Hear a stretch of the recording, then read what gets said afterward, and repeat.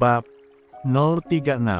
Cahya dengan tatapan sayunya langsung tersenyum. Cahya baik-baik saja. Setelah mengatakan itu, ada rasa bersalah yang datang menyelinap. Bayangkan kepergian Rahmat dan tekanan yang dialami Cahya. Membuatnya tidak percaya diri. Maafkan aku, Bu. Mas Rahmat pergi. Nggak tahu kenapa, Cahya merasa bersalah. Harusnya Cahya. Bu Rahayu memandangi wajah menantunya yang pucat, ia terpikirkan nasib sang cucu yang ada di dalam kandungan Cahya. Setelah kepergian Rahmat, tersisa Cahya dan anak yang ada di dalam kandungannya. Enggak, kamu jangan merasa bersalah Cahya. Kepergian Rahmat bukan salah kamu. Dia sudah berjuang demi negara ini, harusnya ibu dan kamu bangga. Rahmat pergi dalam keadaan sebagai pahlawan. Mata Cahya yang tadinya menatap ke arah Bu Rahayu kini mulai turun memandangi bantal yang saat ini dipeluk.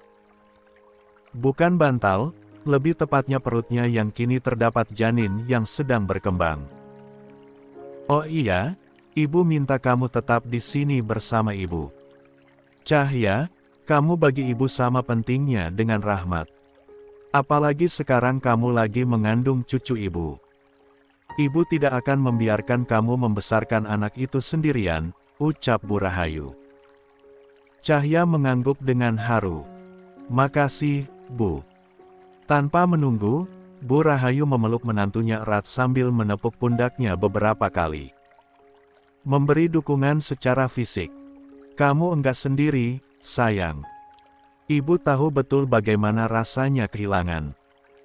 Awalnya kamu akan menganggap dunia ini tidak adil, lalu lanjut ke fase menerima, dan akhirnya kamu mengikhlaskan.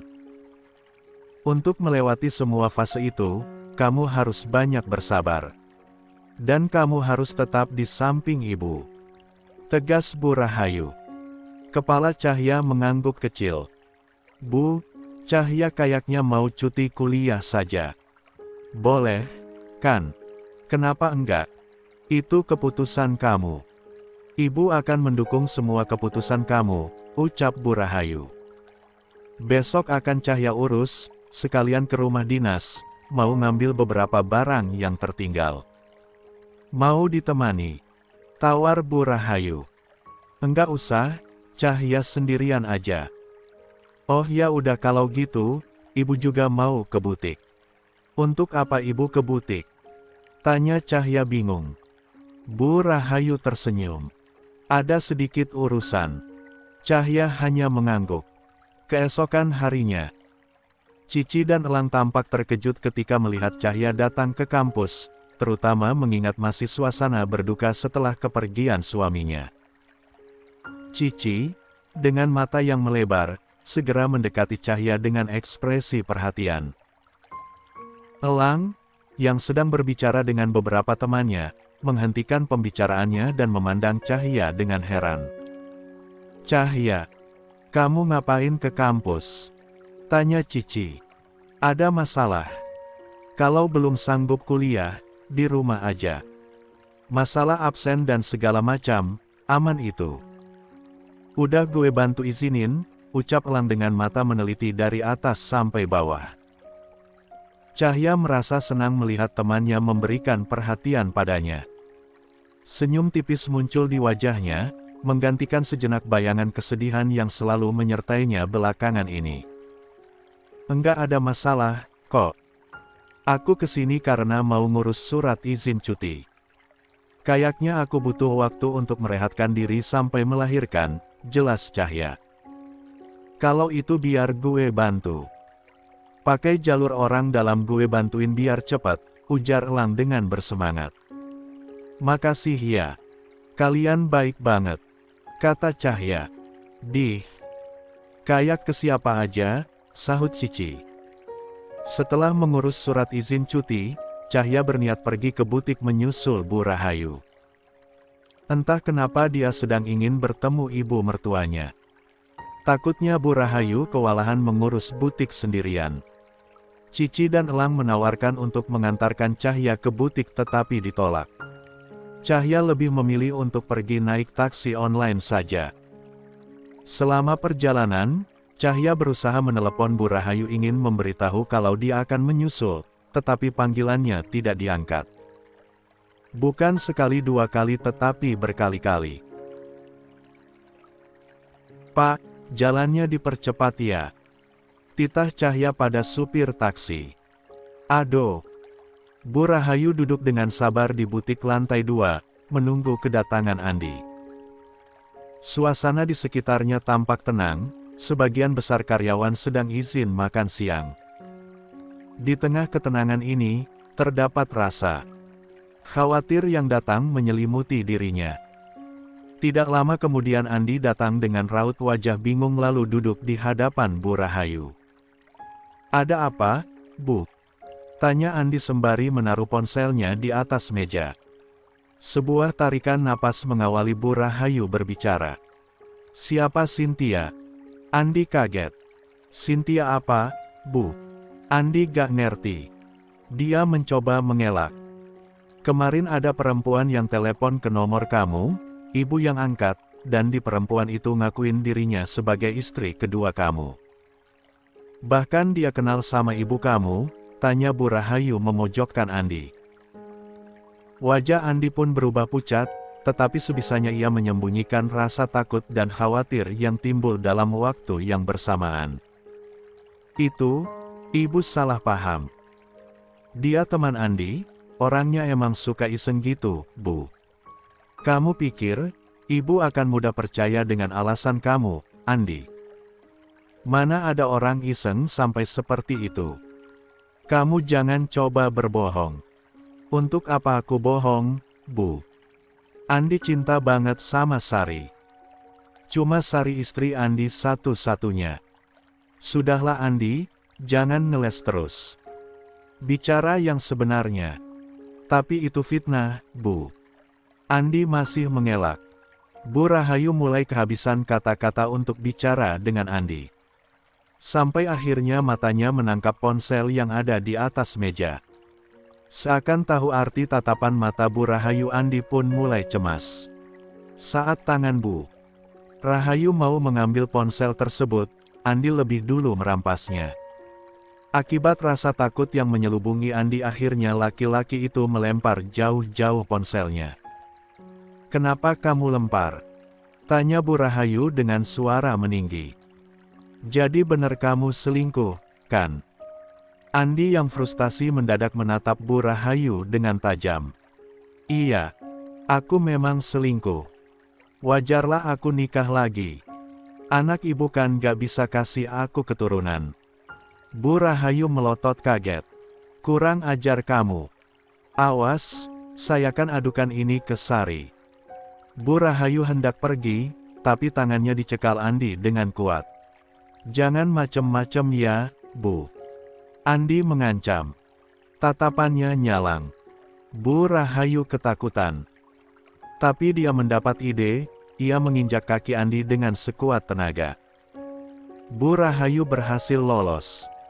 Ia berlari, tapi karena faktor umur, langkahnya tidak begitu gesit.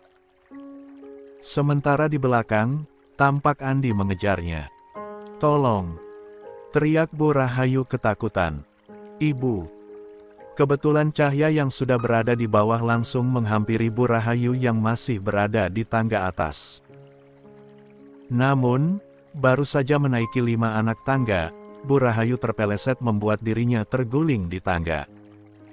Spontan Cahya yang berada di bawah naik ke atas menahan tubuh Bu Rahayu. Sayangnya, bukannya menolong, Cahya malah ikut terbawa jatuh dari tangga akibat kehilangan keseimbangan.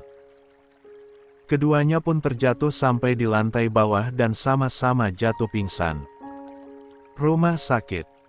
Saat di rumah sakit, Sari yang dihubungi Andi datang menghampiri pria itu. Ia lalu bertanya apa yang terjadi. "Ada apa?" tanya Sari. "Aku juga nggak tahu. Ibu dan Cahya tadi pingsan di lantai dekat tangga butik." "Kok bisa?" "Nah itu dia. Aku belum tahu pasti apa penyebabnya." Andi berbohong. Sari membuang napas kasar, dirinya pun menatap ke sembarang arah. Ia masih takut dan bingung harus melakukan apa. Lalu tidak lama kemudian dokter memanggil mereka untuk memberitahukan kondisi Bu Rahayu yang sepertinya sangat serius. Di sisi lain, Bu Rahayu memanggil-manggil Cahya dengan suara lirih. Sepertinya ada yang ingin dibicarakan Bu Rahayu pada Cahya. Padahal wanita itu baru saja sadar dari pingsannya. Cahya yang sudah sadar dan terbaring di sebelah Bu Rahayu langsung berjalan terlatih menghampiri ibu mertuanya. "Bu, bagaimana keadaan ibu?" tanya Cahya khawatir. Bu Rahayu menatap Cahya dengan tatapan penuh arti. Dalam tatapannya itu, tersemat perasaan yang sulit diungkapkan. Cahya, yang menerima tatapan itu, merasakan hal yang berbeda. Ada rasa takut dan bingung. "Cahya, maafkan ibu enggak bisa neminin kamu. Ibu titip cucul Buya." Dek. Saat ini juga Cahya rasanya ingin terduduk lemas di lantai. Sebisanya ia berdiri tegak menatap sang mertua. Dengan air mata yang tertahan di kelopak mata. "Bu, ibu jangan bicara aneh-aneh. Ibu harus sembuh. Ibu enggak boleh tinggalin Cahya." "Cahya sama siapa? Kalau ibu enggak ada?" ucap Cahya dengan suara bergetar menahan tangis. "Andi, tiba-tiba saja Bu Rahayu memegang dadanya. Napasnya mulai tidak beraturan. Cahya terkejut melihat keadaan sang mertua. Napas yang tadi menjadi penanda hidup, perlahan mulai menghilang dan sampai akhirnya tidak terlihat embusan napas dari Bu Rahayu. Suara yang tertahan masih belum terselesaikan. Mata menatap ke atas sesaat lalu. Tertutup rapat dengan kedua sudut bibir terangkat sedikit. "Ibu!" teriak Cahya dengan kencang. Cahya menangis kencang, rasa sedih dan kehilangan menciptakan gelombang emosi yang tak terbendung. Air matanya tumpah tanpa bisa ditahan. Dia berlutut di sisi tempat tidur Bu Rahayu, menangis dengan keras. Tangannya gemetar saat mencoba meraih tangan dingin Bu Rahayu yang sudah tak berdetak nadinya. Tidak lama kemudian dokter, Sari dan Andi masuk ke dalam. Dokter datang untuk memeriksa keadaan Bu Rahayu. Dan saat memeriksa nadinya, wajah dokter itu terlihat lesu. Ia menyampaikan belasungkawanya kepada keluarga. Cahya dan Sari menangis sejadi-jadinya di sana. Sementara Andi justru diam-diam tersenyum dan merasa lega. "Bu, ibu," seorang pria terlihat sedang mengigau. Dalam mimpinya saat ini, ia tengah berada di sebuah taman yang indah bersama wanita yang sudah melahirkannya ke dunia ini. Namun tiba-tiba wanita itu berdiri, tersenyum dan bergerak menjauh. Pria yang adalah Rahmat itu mengejar. "Bu, ibu mau kemana?" tanya Rahmat. Ia begitu takut, karena wanita itu seperti akan meninggalkannya. Wanita itu hanya tersenyum. "Rahmat, kamu harus pulang." "Pulang ya. Bangun." Wanita yang dikenalinya sebagai Bu Rahayu itu pun tiba-tiba menjauh dengan sendirinya. Seperti ditarik oleh sesuatu. Rahmat berusaha menggapainya. Tetapi tangannya seperti tak sampai. Rahmat frustasi. Dia berteriak, "Ibu!" Mata Rahmat terbuka. Ruangan di sekitar terasa temaram. Bau obat-obatan herbal menyeruak masuk begitu menusuk. Rahmat mengerjapkan mata, mendapati ruangan tempatnya berbaring agak asing. Ia berusaha bergerak, tetapi seolah tulangnya terasa patah semua. Ia menyebut nama ibunya berkali-kali, berpikir bahwa ia mungkin saja sudah mati, tetapi mana ada bau obat-obatan di dalam kubur. Otaknya berputar mencoba mengenali situasi di sekitar. Enggak. Ia meringis saat berusaha bangun. Ia melihat ke arah tubuhnya, di perutnya ada daun yang sudah ditumbuk halus menempel, menutupi luka nyeri yang terasa di sana. Dadanya juga demikian, banyak tumbukan rumput hijau yang menempel. Badannya terbuka, membuat obat itu menyerap dan kering lebih cepat. Celananya sudah diganti dengan pakaian yang lain. Sementara alas tempatnya bangun adalah tumpukan jerami kering yang sedikit halus. Jelas ini bukan surga atau neraka. Rahmat masih hidup. Tetapi di mana dia? Kemudian beberapa saat setelahnya, seorang laki-laki tua masuk, pakaiannya sedikit lusuh, masuk membawa semangkuk air dari panci hitam yang tampak gepeng, lalu meletakkannya di dekat sana. Halanta wae. Pria itu berbicara dalam bahasa Arab yang fasih, menandakan bahwa ia jelas penduduk di sekitar. Rahmat sedikit paham kalimat dalam bahasa Arab karena ia pernah mengaji, tetapi hanya beberapa kosakata saja. Jadi ia hanya mengangguk. "Are you speaking English?" tanya Rahmat lemah. Tubuhnya benar-benar lemas. Ia ingin berkomunikasi dengan pria ini, tetapi ia tidak bisa berbahasa Arab sayangnya. Pria itu menggeleng. "No English." Sekarang mereka akan jelas kesulitan berkomunikasi. Tetapi Rahmat harus tahu di mana mereka berada. "Di mana ini?" tanyanya menggunakan bahasa tangan, berharap pria itu mengerti. Pria itu menggeleng. Berpikir bahwa Rahmat bertanya bagaimana ia berada di sana. Jadi ia bercerita panjang lebar menggunakan bahasa Arab. Ia bilang kalau ia menemukan Rahmat di bawah reruntuhan hampir sekarat, kebetulan saat itu ia sedang bersiap mengungsi, tak ada orang yang bisa dimintai tolong. Sehingga pria itu membantu Rahmat dan menyelamatkannya seorang diri. Hanya saja Rahmat terluka parah, ia kehilangan banyak darah dan benar-benar pingsan. Denyut nadinya lemah. Pria itu mengangkat Rahmat dengan sisa tenaga yang ia miliki ke atas gerobaknya dan membantunya evakuasi ke desa lain, karena bom dan tembakan terdengar semakin dekat. Orang-orang sudah pergi jadi si pria membawa Rahmat ke tempat di mana ada beberapa orang yang tersisa dan sangat kebetulan beberapa di antara mereka adalah dokter. Jadi mereka membantu Rahmat. Mereka sama, tidak memiliki persediaan obat yang cukup. Jadi dokter wanita itu menyarankan menggunakan daun herbal obat-obatan yang tumbuh di sana untuk menutup luka kecil agar cepat kering. Karena persediaan obat mereka terkena bom saat proses evakuasi.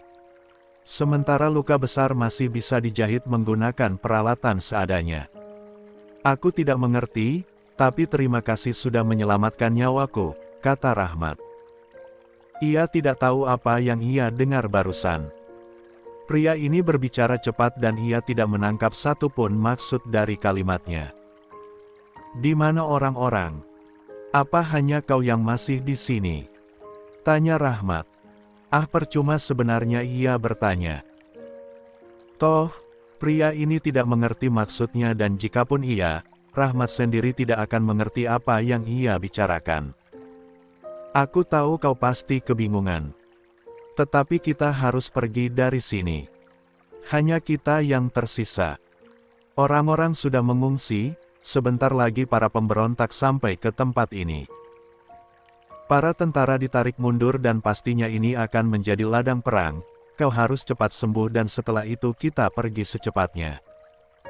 Pria itu menjelaskan. Rahmat tidak mengerti. Tetapi melihat bahasa isyarat yang menyuruh keluar membuatnya menangkap sesuatu. Apapun yang dibicarakan, pria ini menyuruhnya pergi dari situ. "Aku tentara. Lihat, aku tentara, aku butuh informasi mengenai peperangan ini. Kita berada di mana? Berapa jam aku pingsan? Aku harus kembali ke pasukanku di Beirut, bisa kau beri aku petunjuk?" Kali ini Rahmat tak punya pilihan, ia memberi isyarat yang cukup jelas. Menunjuk rompinya yang tergeletak di sudut ruangan untuk menjelaskan bahwa ya tentara, semoga pria ini mengerti. Dan tampaknya Tuhan sedang membantunya. Pria itu melihat ke sekitar, lalu meraih peta di sana. Menyentuh garis kecil. Seolah mengerti. "Kita di sini. Kau pingsan selama 2 minggu. Tentara ditarik mundur. Pria itu membuat gambar di tanah, gambar beberapa manusia dengan membawa pistol, lalu memberi tanda silang dan pesawat. Rahmat tahu artinya, pria ini bilang kalau pasukan perdamaian ditarik mundur saat ia pingsan. Pria itu meraih kalender di tumpukan koran. Memberi garis besar pada tanggal yang memberi kode bahwa waktu pingsan Rahmat 2 minggu. Kini mereka bisa saling mengerti dengan kode isyarat dan bahasa gambar. Meski begitu menyulitkan. Apa? Aku pingsan selama 2 minggu. Ia terkejut bukan main. Pria itu mengangguk. Aku. Pria itu menunjuk ke arah dirinya. Bisa mengantarmu ke Beirut. Ia memberi kode dengan 2 jari yang berjalan. Tapi tidak sekarang. Keadaan masih genting. Pasukan musuh berhasil memukul mundur. Kita harus menunggu. Pria itu memberi isyarat tanda tangan yang menyilang, juga memberi kode jam agar Rahmat paham. Maksudnya,